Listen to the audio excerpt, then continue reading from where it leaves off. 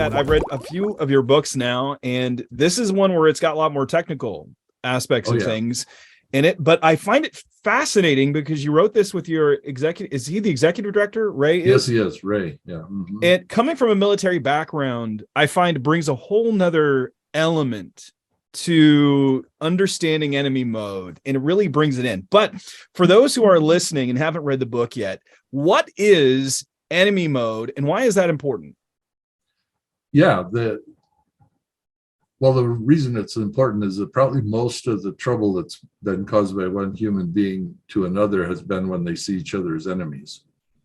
And so half of the women killed in the United States are killed by their partner, husband or whoever else.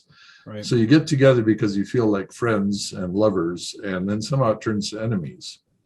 And so divorces are when relationships that were started out as joyful and good to be together turn into enemies. Of course, we got the whole thing going on in the world right at the moment with Putin.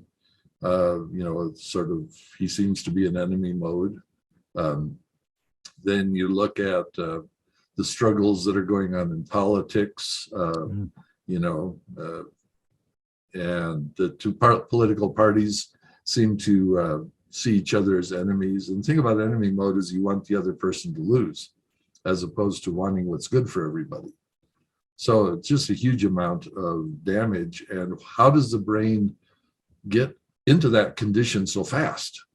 And why does it like to stay there so long? And why is it that generation to generation can pass hating another group onto each other? How do you actually make that contagious? And more important than, Dallas Willard always used loving your enemies as the benchmark for whether your Christian maturity was growing.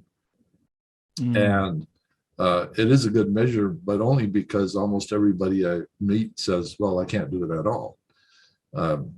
And so how do you actually change that?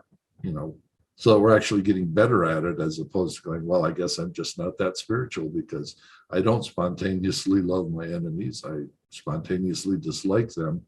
And then using what Dallas called, sin management, we try to act like we don't dislike you as much as we feel inside. So how do you change that? That's, to me, very fascinating.